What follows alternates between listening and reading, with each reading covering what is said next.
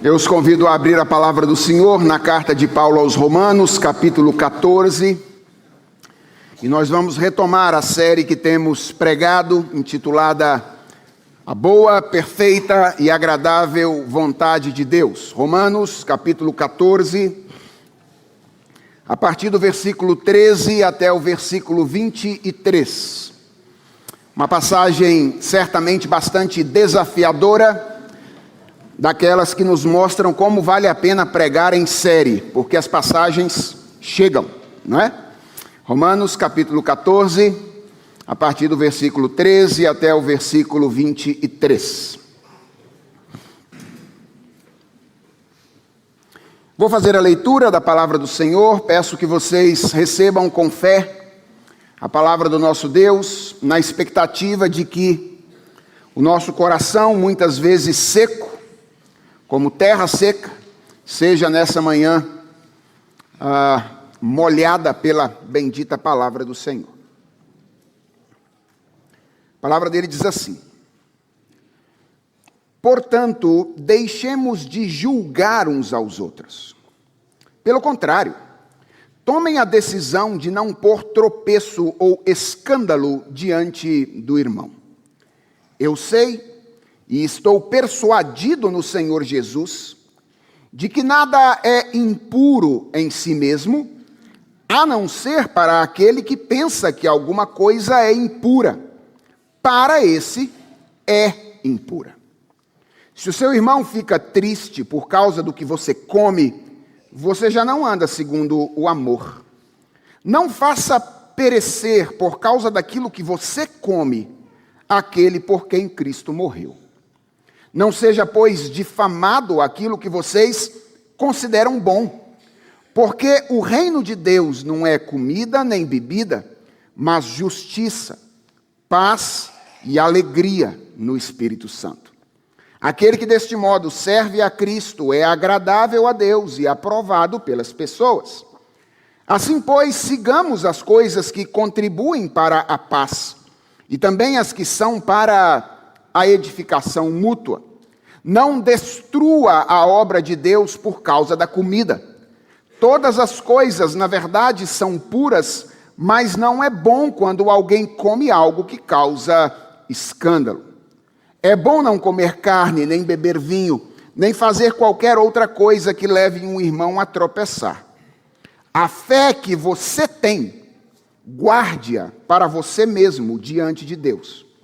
Bem-aventurado é aquele que não se condena naquilo que aprova, mas aquele que tem dúvidas é condenado se comer, pois o que ele faz não provém de fé, e tudo o que não provém de fé é pecado. Vamos orar? Senhor, estamos diante da tua bendita palavra e queremos ser edificados por ela. Teu povo está aqui reunido, povo que o Senhor mesmo fez um. E nós te pedimos que nesta manhã nós todos sejamos impactados pelo poder da tua palavra e sejamos orientados naquilo que todos nós precisamos ser. Fala conosco, Deus. É a oração que nós te fazemos em nome do nosso Senhor Jesus Cristo. Amém. Irmãos, como nós temos visto ao longo de toda esta série de mensagens, nos capítulos finais da carta aos Romanos, o apóstolo Paulo nos ensina como Deus deseja que nós vivamos, tendo em vista a salvação que ele planejou, executou e aplicou a cada um de nós. O argumento de Paulo é muito simples, é o de que Deus deseja aquilo que naturalmente o evangelho produz. Deus deseja uma mudança radical de vida que afeta todas as dimensões da nossa existência. A começar pela nossa autocompreensão, pela maneira como nós nos enxergamos. Ninguém pense de si mesmo além do que convém. Impactando em seguida a maneira como nós nos relacionamos com os nossos irmãos. Paulo diz: o amor seja sem hipocrisia. Passando em seguida pelo relacionamento que nós temos ou deixamos de ter com os nossos inimigos. Paulo diz: não exercitem a vingança contra aqueles que perseguem vocês. E quando chega no capítulo 13, Paulo fala então de como o evangelho deve mudar a nossa relação com as autoridades superiores. Como é que nós devemos aprender a viver em submissão em relação àqueles que estão sobre nós. E finalmente, Paulo nos ensina nos capítulos 14 e 15 desta carta ou desta epístola, como o evangelho afeta a nossa relação com as coisas criadas, com aquelas coisas que Deus trouxe à existência. O ensino de Paulo aqui, irmãos, a respeito deste assunto, desse último tópico, se dá no contexto de um problema que estava acontecendo lá na igreja de Roma. Mais especificamente, uma controvérsia em torno da questão da alimentação. Eu disse na última mensagem, ou na introdução da última mensagem, que aqueles dias eram dias específicos. O cristianismo, que tinha nascido dentro do judaísmo, e lembre-se que o judaísmo é uma religião com hábitos alimentares muito marcantes, o cristianismo ainda estava se desenvolvendo como uma religião particular. Ele ainda estava definindo os seus traços de singularidade em relação ao judaísmo. E era, portanto, muito natural que essa questão da alimentação causasse controvérsia entre as pessoas. Um cristão pode ou não pode comer aquelas coisas que no judaísmo são proibidas. Além disso, Roma era a capital de um império pagão. Muita festa pagã, muito culto pagão acontecia em Roma. E esses cultos e essas festas colocavam os crentes diante da possibilidade de ter à mesa comida que resguardava algum tipo de relação com outros deuses. É mais ou menos como se o seu filho chegasse em casa com um saquinho de balas dado por alguém no dia de Cosme e Damião. Pode ou não pode pegar aquele doce e se alimentar com ele? Dois grupos, então, se formam na igreja de Roma naquele período. Um grupo que entendia que comer certas coisas era pecado, e que, então, para evitar pecar contra Deus, radicalizou e se tornou vegetariano. É melhor não comer nenhum tipo de carne, vamos comer apenas alface e cenoura, e nós não vamos pecar contra o Senhor. E outro grupo que entendia que não tinha nenhuma razão espiritual para se abster de qualquer alimento e, portanto, comia de absolutamente todas as coisas. Paulo chama o primeiro grupo de fracos e o segundo grupo de fortes. Fosse apenas uma divergência de opinião, tudo estaria no seu lugar. O problema, irmãos, é que essa divergência gerava dificuldades de relacionamento no contexto da igreja. Nos grupos de WhatsApp dos fracos, eles ficavam metendo o pau nos fortes, porque os fortes comiam de todas as coisas que era servido lá em Roma, no churrasco romano. E na mesa do churrasco romano, os fortes ficavam desprezando os fracos, dizendo: ó, que povo tonto, fica comendo alface e cenoura, enquanto na verdade poderiam estar assentados aqui comendo dessa picanha. E esse é o problema que Paulo está enfrentando nos capítulos 14 e 15 dessa carta. E ao fazer isso, Paulo nos ensina como o evangelho transforma a nossa relação com as coisas que pertencem a esse mundo criado. Na última mensagem, quando nós expusemos os versos 1 a 12, nós vimos que Paulo estimula os nossos irmãos em Roma a acolherem uns aos outros. Acolham-se mutuamente. E a razão para isso é que, ou uma das razões que Paulo dá para isso, é que o Evangelho promove liberdade. Essa é a primeira grande verdade que Paulo deseja nos ensinar sobre como nós devemos nos relacionar com as coisas que Deus criou. O Evangelho promove liberdade. Nós somos livres para desfrutar ou não das coisas criadas e para, através do nosso desfrute ou não delas, nos alegrarmos no Senhor.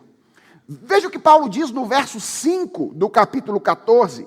Ele diz que cada um de nós é chamado a viver de acordo com a sua própria consciência diante de Deus.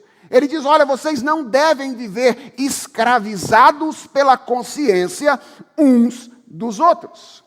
E se me permitem uma ênfase inicial, essa é uma das coisas mais urgentes que nós precisamos aprender vivendo no nosso mundo. Sabe por quê, irmãos?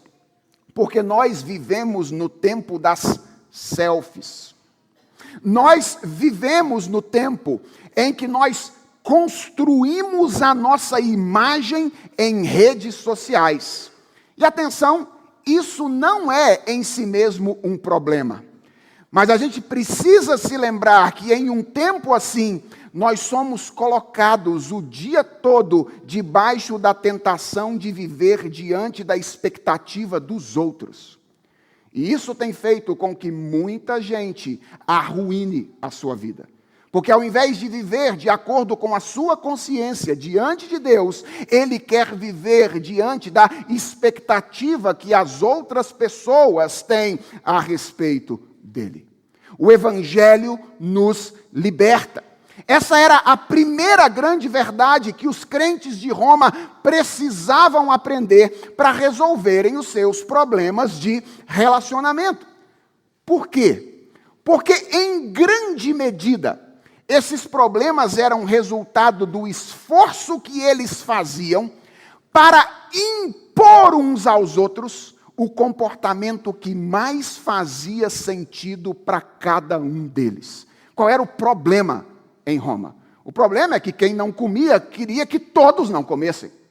E que aquele que comia queria que todo mundo fizesse aquilo que ele estava fazendo. Eles queriam escravizar a consciência uns dos outros. E Paulo, então, escreve o início do capítulo 14 para dizer, irmãos, se o Evangelho promove liberdade, quem somos nós para escravizarmos as pessoas em questões de consciência?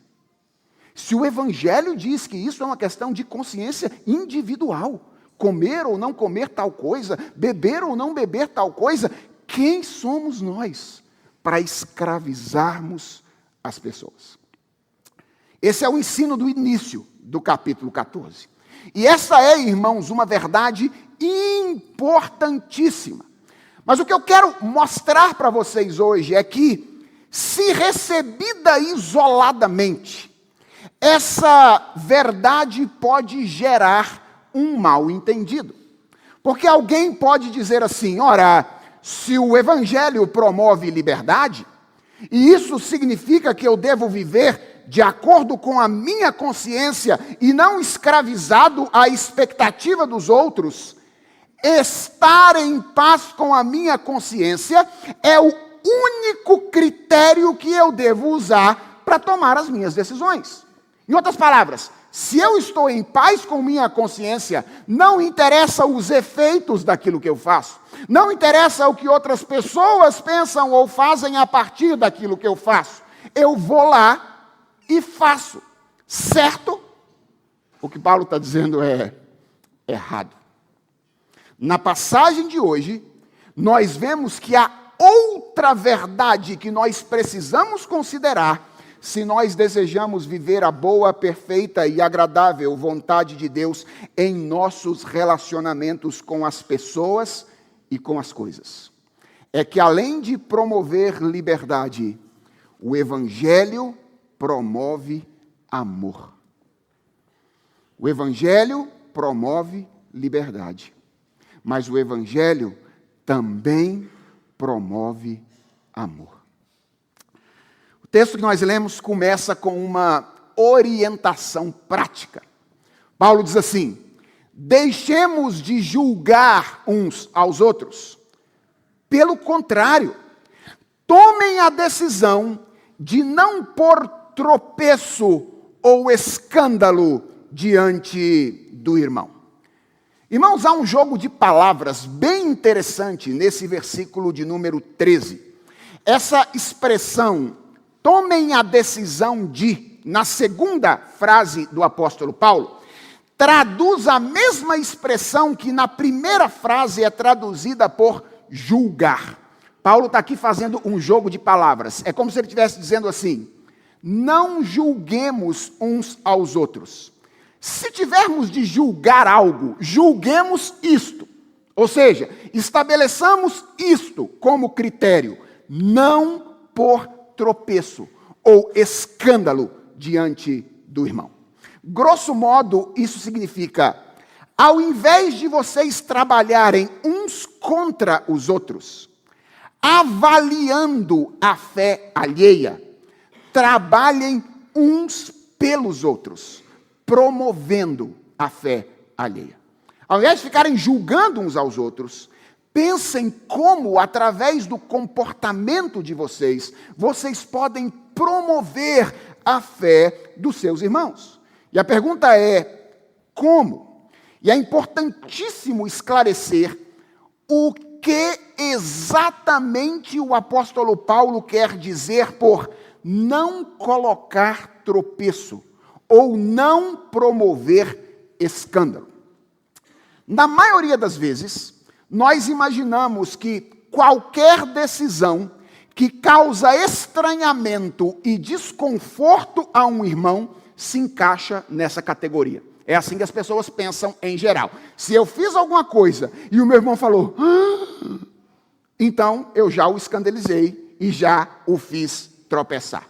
Bem, isso está errado, não é isso que o apóstolo Paulo está dizendo aqui. E isso é perigoso, pensar assim é perigoso. Por quê? Porque isso pode ser usado por algumas pessoas, no caso aqui os fracos, para manipular e escravizar os fortes. Ou seja, basta que eu diga que eu me escandalizo com tudo que você faz diferente de mim, e aí você passa a viver exatamente do jeito que eu quero que você viva. Certo? Então, veja como é que isso é perigoso. Paulo não está falando aqui de que qualquer coisa que causa estranhamento a uma outra pessoa se encaixa nessa categoria. Então, o que Paulo tem em mente quando ele fala sobre isso? Bem, ele usa duas ideias diferentes aqui. A primeira é por tropeço. E essa é uma excelente tradução do que Paulo está dizendo. A segunda é por escândalo. E essa, irmãos, não é uma expressão tão bem traduzida assim. A grande maioria das versões traz essa tradução por escândalo. Aliás, nas outras ocasiões em que a palavra aparece no Novo Testamento, muitas vezes ela é traduzida dessa maneira, mas eu suspeito que isso acontece porque nós estamos diante de um cognato. Sabe qual é a palavra grega que é usada pelo apóstolo Paulo aqui? É a palavra escandalon. De onde vem a nossa palavra escândalo? E aí, então, a nossa tendência imediata é traduzir escândalon por escândalo. Mas a verdade é que escândalon, ou escândalon na língua grega, pode ser mais fielmente traduzida por armadilha.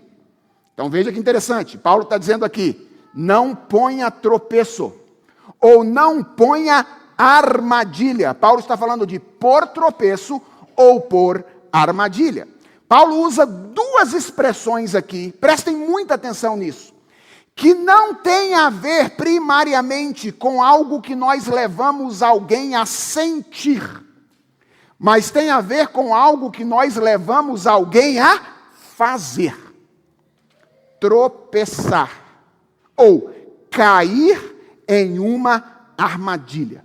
Ora, Paulo não tem em mente aqui ocasiões em que o nosso comportamento simplesmente promove estranhamento ou desconforto a alguém. Paulo tem em mente aqui, irmãos, situações em que o nosso comportamento pressiona os nossos irmãos e os leva a praticar alguma coisa que, por consciência, eles não estão preparados para praticar. O que é escandalizar um irmão? O que é pôr tropeço para um irmão? É pressionar um irmão através do nosso comportamento, de modo que ele seja estimulado a fazer alguma coisa que a sua consciência não está preparada para fazer. Veja, por exemplo, o texto paralelo de 1 Coríntios, no capítulo 8. Ele aponta nessa direção. Ali Paulo está tratando especificamente de comida sacrificada a ídolos. E veja o que Paulo diz nos versículos 9 a 11. Ele diz assim: tenham cuidado para que essa liberdade de vocês não venha de algum modo a ser tropeço para os fracos. É a mesma expressão que Paulo usa em Romanos capítulo 14. E agora ele descreve uma situação, ele diz assim: porque se alguém enxergar você, que tem conhecimento, sentado à mesa no templo de um ídolo, será que a consciência do que é fraco não vai ser, atenção, induzida a participar de comida sacrificada a ídolos? E assim, por causa do conhecimento que você tem, perde-se o irmão fraco pelo qual Cristo morreu. Percebeu o que é escandalizar um irmão? Irmãos, escandalizar um irmão é isto. Imagine que haja entre nós um jovem que entende que qualquer uso de bebida alcoólica é pecado e desagrada a Deus. E esse jovem, por alguma razão, cria um vínculo de afeto e de confiança comigo. Eu sou um pastor da igreja, eu prego a palavra de Deus com frequência, e então esse jovem olha para mim como um modelo de vida espiritual. E um dia ele entra nas minhas redes sociais e ele percebe que ela é sobre teologia e cerveja. Então ele pensa assim: se o pastor Felipe bebe, não deve ser um problema fazer isso. E então ele resolve beber também. E nos primeiros goles ele começa a ser acusado pela sua consciência e tomado por um sentimento de culpa de que ele está fazendo algo que não agrada a Deus. O que Paulo está dizendo é que não foi apenas ele quem pecou. Eu pequei também, por não considerar a consciência do meu irmão. É verdade que o Evangelho nos liberta. E sim, isso significa que nós não devemos nos escravizar à consciência uns dos outros. Mas também é verdade que o Evangelho nos ensina a amar. E isso significa que nós não podemos desconsiderar os nossos irmãos, desconsiderar a consciência deles, o estado espiritual deles ao tomar as nossas decisões. Quando a gente exerce a nossa liberdade, nós precisamos ser sensíveis à condição espiritual dos nossos irmãos. E estarmos dispostos a limitar o exercício da nossa liberdade quando nós corremos o risco de induzir pelo nosso comportamento os nossos irmãos a pecar contra Deus. Paulo está falando aqui que a liberdade precisa estar limitada pelo amor. E em todo o restante do texto, Paulo vai nos oferecer uma variedade de razões para isso. E eu vou trabalhá-las rapidamente com vocês aqui, tentando convencê-los de que Esta é a vontade de Deus para nós. Que nós desfrutemos das coisas que Ele criou com liberdade, ao mesmo tempo em que limitemos a nossa liberdade pelo amor pelos nossos irmãos. A primeira razão pela qual, diz Paulo, nós devemos fazer isso, é que os escrúpulos dos nossos irmãos são verdadeiros. Veja o que diz o apóstolo Paulo no versículo 14. Ele diz assim: eu sei e estou persuadido no Senhor de que nada é impuro em si mesmo, a não ser para aquele que pensa que alguma coisa é impura. Para esse é impura. Veja o que Paulo faz aqui no versículo 14. Ele se coloca dentro da controvérsia e ele se posiciona ao lado dos fortes quanto ao mérito da questão. Paulo diz, olha, deixa eu dizer o que eu penso a respeito desse assunto. O que eu penso é o que os fortes pensam. Eu sei que não existe absolutamente nenhum alimento impuro, objetivamente falando.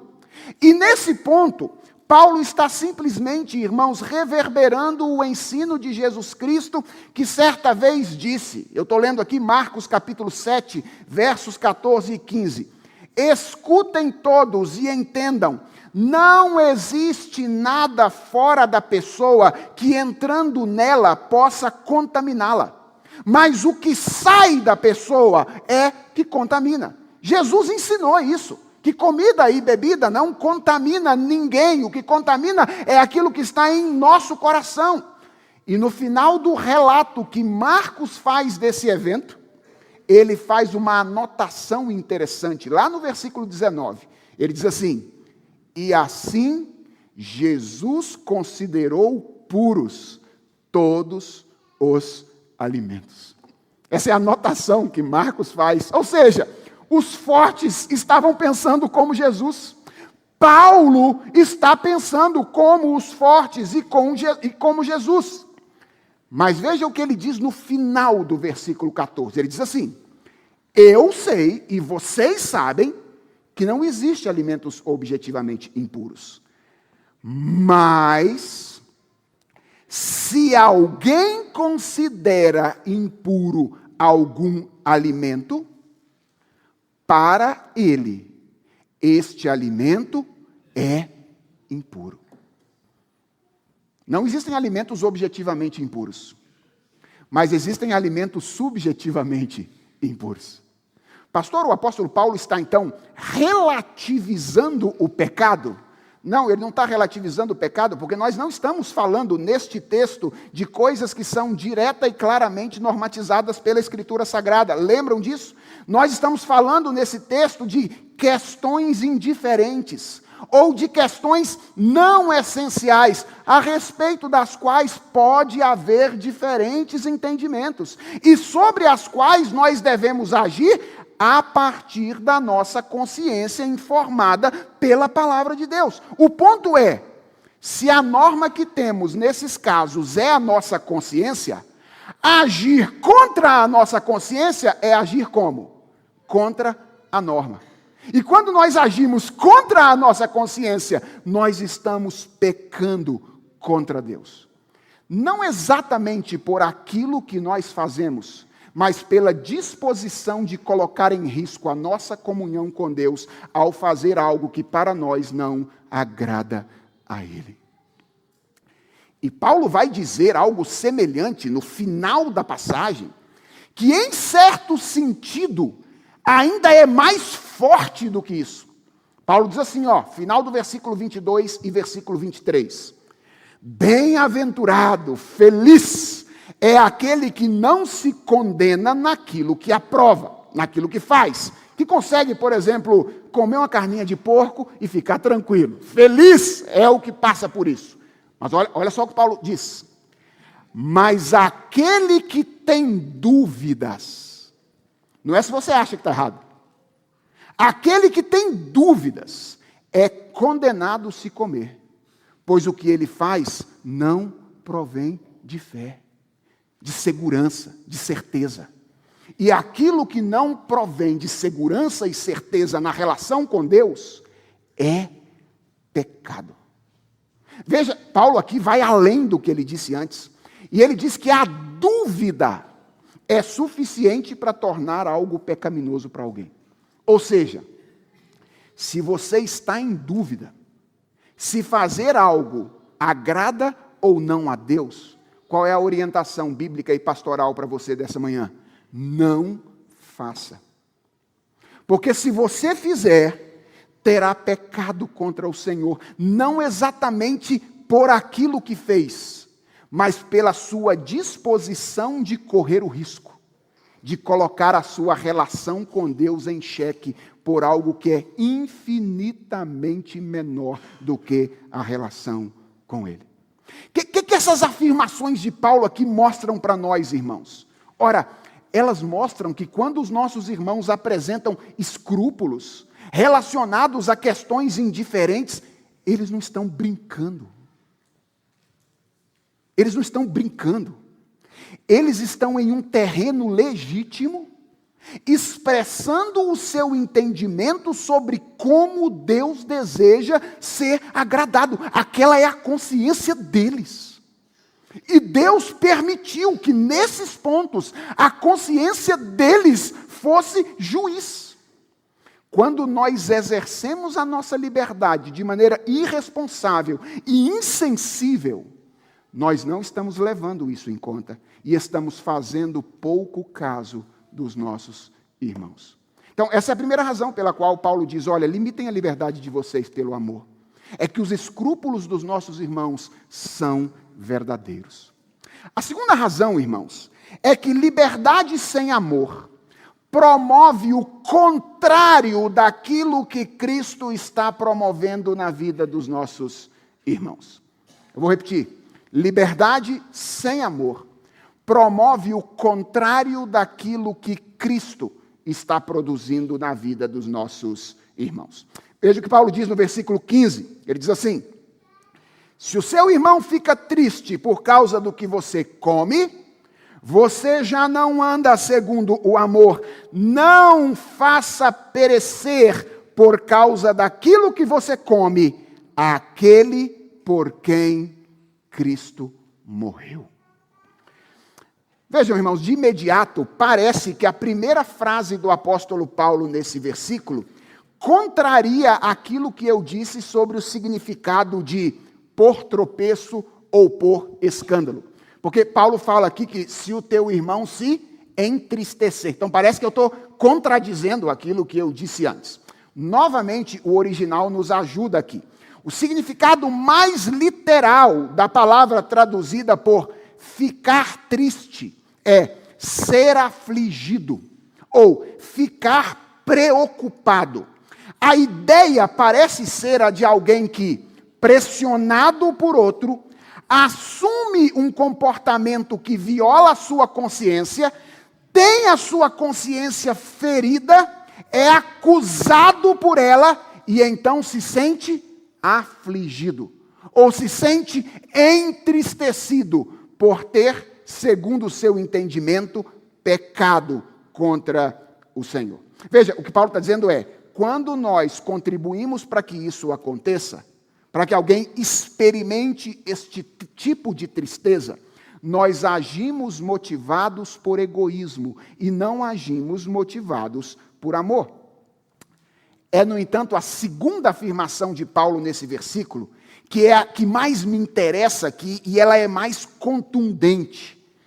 Veja o que Paulo diz, irmãos, no final do versículo 15, ele diz: não faça perecer, por causa daquilo que você come, aquele por quem Cristo morreu. Irmãos, isso aqui é muito sério. O que Paulo está fazendo aqui é estabelecer um contraste entre o que Cristo fez e o que nós estamos fazendo quando nós exercemos a nossa liberdade de maneira irresponsável e insensível. O que Paulo está dizendo é, Cristo morreu para que as pessoas fossem salvas. Cristo morreu para salvar as pessoas. Quando nós exercemos a nossa liberdade assim, dizendo, eu sou livre, portanto eu faço o que eu quero, como eu quero, onde eu quero, como eu quero, e os outros é que se virem. Nós estamos trabalhando para que os nossos irmãos se percam. Veja o contraste. Cristo entregou a sua vida para que as pessoas fossem salvas. Nós, indispostos a renunciar à nossa, trabalhamos para que os nossos irmãos pereçam. E talvez você esteja dizendo, mas pastor, a Bíblia não diz claramente que aqueles por quem Cristo morreu não podem perecer? A carta aos Romanos não diz que não há mais nenhuma condenação para aqueles que estão em Cristo Jesus? Paulo parece estar entrando em contradição aí. Obviamente, irmãos, perecer aqui não diz respeito à perdição eterna. A gente sabe que isso não pode acontecer com alguém por quem Cristo morreu. Tem a ver com sofrer um dano espiritual grave. Uma das traduções possíveis para essa palavra perecer aqui é arruinar, que é contrário de edificar. Ao invés de edificar a vida dos nossos irmãos, nós trabalhamos para arruinar a vida dos nossos irmãos. É isso que Paulo está dizendo que acontece quando o exercício da nossa liberdade vem desacompanhado do amor. Nós frequentemente contribuímos para que a vida espiritual dos nossos irmãos seja prejudicada. E talvez a sua pergunta seja, como, pastor? Como é que a gente faz isso? Pense naquele jovem que, estimulado pelo meu comportamento, violando a sua consciência, resolve beber. Ou então imagine uma jovem cristã, de uma família e de uma igreja muito tradicional, que aprendeu e acredita que usar maquiagem é pecado. Pense em uma jovem assim. E de repente ela entra na universidade, conhece um grupo de meninas cristãs, que não tem absolutamente qualquer problema com isso. E aí essas meninas cristãs a pressionam, ela cede e contra a sua própria consciência ela começa a usar maquiagem. Atenção, irmãos, parêntese, disclaimer importantíssimo. Se isso acontecer como expressão de uma mudança de consciência, não tem problema nenhum, certo? Não há problema nenhum. O que significa que também não seria nenhum problema se as meninas crentes conversassem pacientemente com ela e a conduzissem a essa mudança de consciência. Então, veja, o ponto não é o que se faz, mas o ponto é a disposição de violar a consciência. O cenário que eu estou pintando aqui é outro. É o de alguém que, pressionado, age violando a sua consciência. O que esses dois jovens teriam feito se eles fizessem isso? Eles teriam relativizado a obediência a Deus. E eles teriam aberto uma fenda na vida espiritual deles, cujo tamanho é imprevisível no futuro. O que eu estou dizendo é o seguinte: se na vida desse jovem ou dessa jovem, a bebida ou a maquiagem estivessem associadas a outros limites, sabe o que aconteceria? Essa poderia ser a porta por onde outros pecados começariam a acontecer. Esses outros limites também poderiam ser dissolvidos a partir de algo simples, como ferir a consciência para fazer algo que objetivamente não é em si pecaminoso. E o resultado, irmãos, poderia ser outros pecados, sentimento de culpa, tristeza, decepção, desânimo, abandono temporário da igreja, todas coisas que eu suspeito, nós todos aqui já vimos acontecer com pessoas que tiveram as suas consciências feridas por irmãos que eram fortes na consciência, mas eram fracos no amor. Gente que defendia a sua liberdade com unhas e dentes, mas não se via livre para amar os seus irmãos. Um uso da liberdade irresponsável e insensível significa caminhar na direção contrária daquilo que Cristo está fazendo na vida das pessoas. Essa é a segunda razão pela qual nós devemos limitar a nossa liberdade pelo amor. A terceira, e eu vou correr um pouquinho mais a partir de agora, é que liberdade sem amor prejudica o que nós, fortes, queremos promover. Veja o que diz o apóstolo Paulo no verso 16. Não seja, pois, difamado aquilo que vocês consideram bom. O que Paulo está ensinando aqui, irmãos? Que quando nós exercemos a nossa liberdade de maneira irresponsável e insensível, aquilo que nos é caro, o que nos é caro? A liberdade. As dádivas que nós desfrutamos através dessa liberdade, ao invés de encontrar o apreço das pessoas, encontra o quê? A resistência das pessoas. Na minha terra, nós temos uma expressão que diz: o tiro sai pela culatra. É isso. A gente quer defender a liberdade. A gente quer chamar a atenção para como são boas as dádivas de Deus. E aí a gente usa a nossa liberdade de maneira irresponsável. Sabe o que a gente gera nas pessoas? Horror pela liberdade. Ou seja, as pessoas dizem assim, isso é o tipo de coisa que acontece em igrejas que não estabelecem regras claras para os seus membros. Isso é o tipo de coisa que acontece em igrejas sem doutrina. Já ouviram as pessoas falarem assim? Entendendo doutrina, obviamente, por não pelo ensinamento da Escritura, mas por usos e costumes. E aí o irmão que ama a liberdade, ama as dádivas desfrutadas pela liberdade, de repente está fortalecendo o que ele mais odeia, o legalismo. Uma perspectiva que diz, tem que ter regrinha para tudo, para dizer como é que as coisas, as pessoas têm que agir, porque se não tiver regrinha para tudo, é isso que acontece no meio da igreja. Percebe o que Paulo está dizendo aqui? Está dizendo, olha, não seja difamado por sua causa aquilo que você considera bom. Quando nós agimos livremente, sem amar os nossos irmãos, nós prejudicamos aquilo que nós queremos promover. A quarta razão é que liberdade sem amor é manifestação de uma escala de valores distorcida. Olha o que diz o apóstolo Paulo no verso 17. Porque o reino de Deus não é comida nem bebida, mas justiça, paz e alegria no Espírito Santo. Deste modo, ou aquele que deste modo serve a Cristo, é agradável a Deus e aprovado pelas pessoas.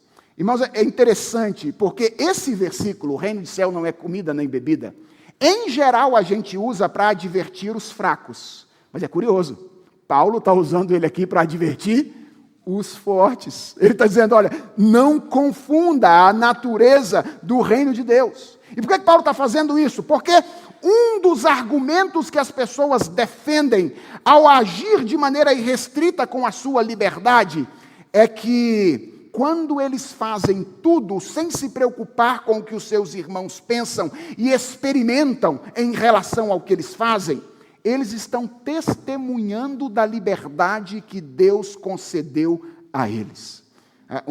Um dos argumentos que as pessoas usam é o seguinte: Deus me fez livre.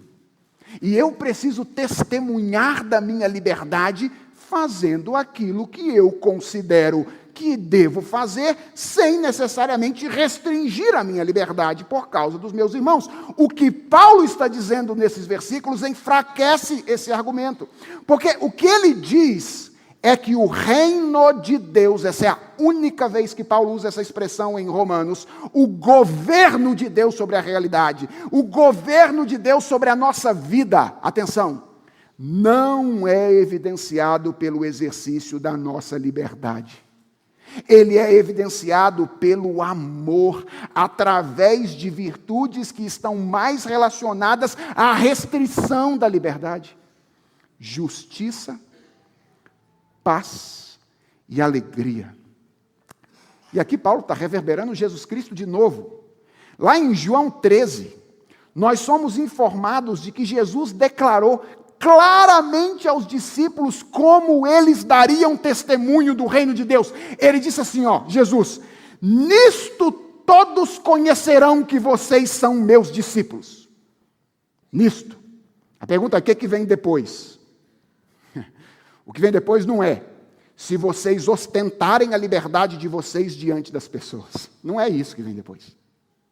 O que vem depois é se vocês tiverem amor uns aos outros. Olha, irmãos, o que mostra que nós fomos transportados do reino das trevas para o reino do Filho do amor de Deus, que nada mais é do que a transposição do reino de amor ao eu para o reino de amor a Ele, não é o que nós fazemos para nós mesmos, é o que nós fazemos para e pelos outros. Na verdade, talvez o que revele isso de maneira bem clara é o que nós às vezes deixamos de fazer por amor a eles. É assim que nós devemos viver, diz o apóstolo Paulo no verso 18, buscando a justiça, a convivência pacífica e a alegria do Espírito Santo. E Paulo diz, olha, quem vive desta maneira agrada a Deus, e atenção, é aprovado pelas pessoas. Em outras palavras, irmãos, o que nós estamos dizendo é o seguinte, e aqui talvez nós tenhamos a quinta razão pela qual nós devemos limitar a nossa liberdade pelo amor. É que liberdade limitada pelo amor é um poderosíssimo instrumento de testemunho. Irmãos, uma conversa aqui bem aberta entre nós. Poucas coisas são tão ruins para o nosso testemunho como igreja. Poucas coisas. Quanto as brigas que existem entre nós, a maioria por questões de segunda ordem. A maioria. Eu fico imaginando, acho que Satanás se alegra e o mundo zomba de nós ao nos ver divididos em torno de comida, bebida, instrumento musical, enfeite de Natal. Satanás se alegra e o mundo zomba de nós quando essas coisas acontecem. O que Paulo está dizendo é que o contrário também é verdadeiro. Uma comunidade que reconhece o lugar da liberdade e que cultiva a justiça, cultiva a paz, cultiva a alegria no Espírito Santo, se torna um poderoso instrumento de testemunho. Quando as pessoas olham para a igreja e dizem assim, eles não pensam todos da mesma maneira. Eles sequer vivem da mesma maneira em todos os aspectos, mas eles se amam. E eles se amam tanto que eles estão dispostos até em abrir mão de coisas que eles poderiam fazer, mas eles não querem fazer, porque eles sabem que aquilo pode prejudicar aquilo que é mais importante para eles, que é o vínculo que eles têm em Cristo Jesus. E por isso Paulo, então, encoraja os romanos, no verso 19, a perseguir as coisas que contribuem para a paz e também as coisas que contribuem para a edificação. E ele termina aí nos versos 20 e 21, já que nós trabalhamos já com 22 e 23, mostrando uma sexta razão pela qual liberdade pelo amor é algo desejável. É que liberdade sem amor destrói a obra de Deus na vida da igreja. Irmãos, Deus é um e muitos ao mesmo tempo. Já pararam para pensar nisso? Deus é um e muitos ao mesmo tempo. Há diversidade no ser de Deus. Ele é três: Pai, Filho e Espírito Santo. Mas também há unidade no ser de Deus. Deus é um só. Ele é uma comunhão perfeita. No ser de Deus, unidade e diversidade se encontram de maneira inconfundivelmente bela. E quando Deus planejou a igreja, Ele a planejou para ser a sua imagem. Um lugar onde a unidade e a diversidade se encontram e coexistem.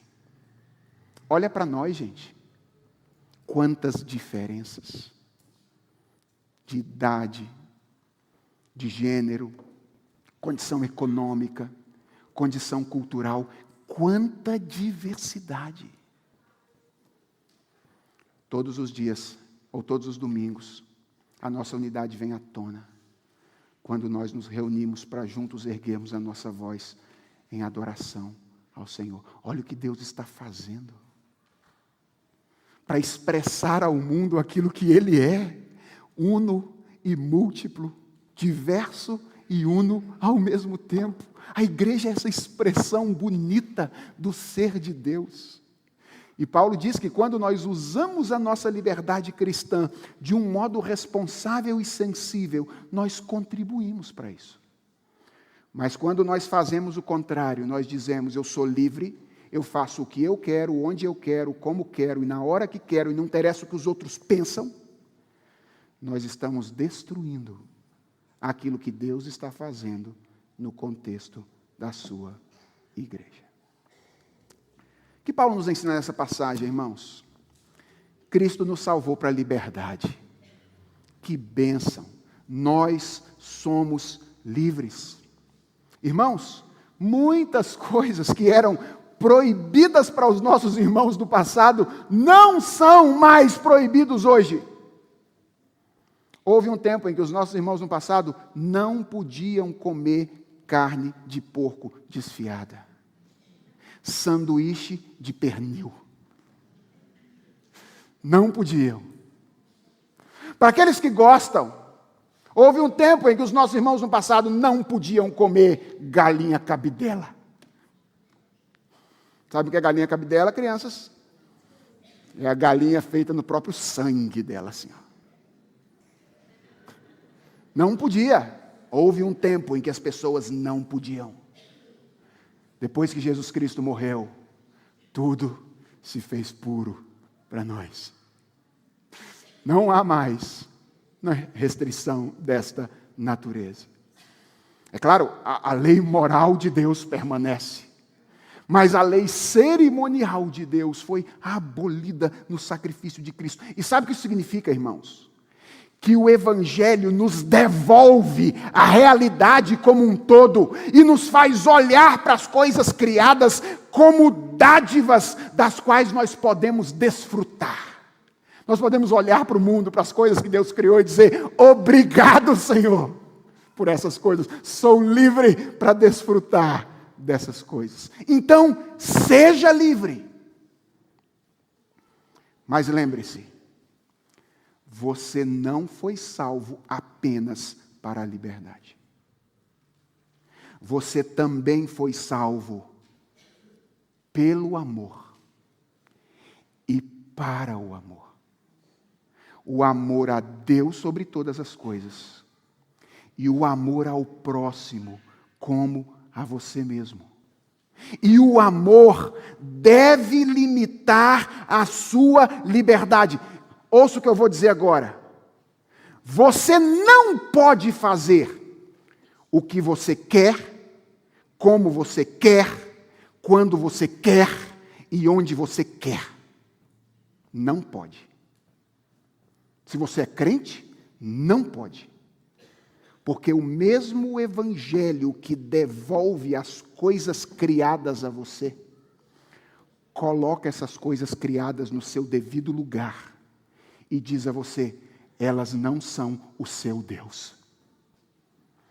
Elas são dádivas, mas elas não são o seu Deus. Elas não podem dominar você. Deus é mais importante. Os seus irmãos são mais importantes. Pessoas são mais importantes do que coisas. Pessoas são mais importantes do que coisas. Foi para a glória de Deus e para o bem das pessoas que Jesus morreu e ressuscitou. Sabe o que significa isso, irmãos? Significa que a glória de Deus e o bem dos nossos irmãos deve estabelecer os limites para aquilo que a gente faz, para como a gente faz, onde a gente faz, quando a gente faz as coisas. Talvez você esteja pensando assim, pastor, liberdade limitada não é liberdade. Eu sou livre quando eu faço o que eu quero, como eu quero, onde eu quero e quando eu quero. Se é assim, então eu não sou livre. Então, uma pergunta para você.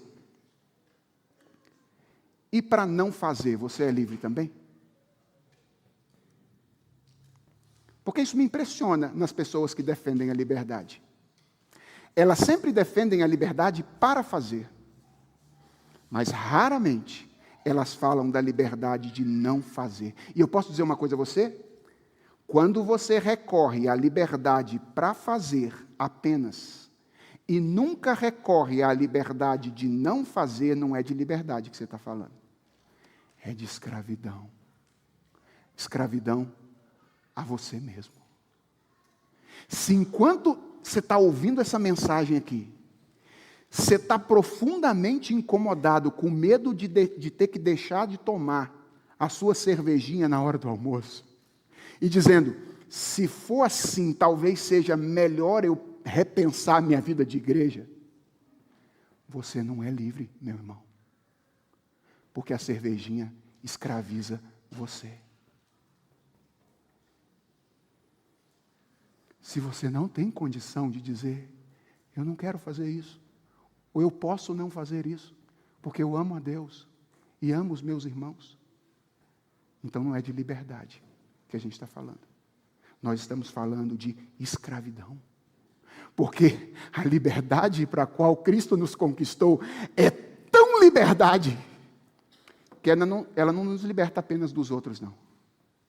Ela liberta a gente de nós mesmos também.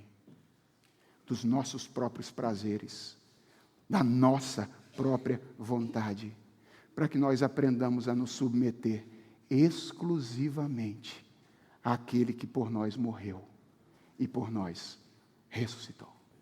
Isso é liberdade. Senhor, eu sou teu, exclusivamente teu, e por ser teu, estou disposto a limitar a minha liberdade, para que os meus irmãos, que são teus também, possam ter a sua vida edificada em ti. Que Deus nos ajude, irmãos. Nos ensine a viver a nossa liberdade. Que coisas indiferentes, não essenciais, não dividam a igreja presbiteriana de Santo Amaro. Que nós saibamos a conviver com opiniões diferentes, divergentes, ao mesmo tempo que nós saibamos amar uns aos outros e saber como agir para não prejudicar a vida espiritual dos nossos irmãos. Vamos orar? Deus, obrigado pela orientação da Tua palavra. Ela é muito clara para nós. E ela nos ensina que o Senhor criou um povo que come e bebe junto, como a gente vai fazer agora. E que não pode se dividir por causa de comida e bebida. Deus, ajude-nos a ter esta mesa onde nós comemos e bebemos juntos como nosso ponto de unidade. E ensina-nos, ó Senhor, a sermos sábios no exercício da liberdade que o Senhor mesmo nos deu, para que os nossos irmãos não venham a tropeçar, para que os nossos irmãos não venham a ser escandalizados por causa do nosso comportamento. Obrigado pela igreja, obrigado por esse ambiente de crescimento e desenvolvimento espiritual, e dá que cresçamos juntos até aquele dia em que teremos mais facilidade de lidar com as nossas opiniões diferentes, porque seremos escravos unicamente do Senhor. Tem misericórdia de nós e nos prepara nesse momento para comer e beber juntos. É a oração que nós te fazemos em nome de Jesus. Amém.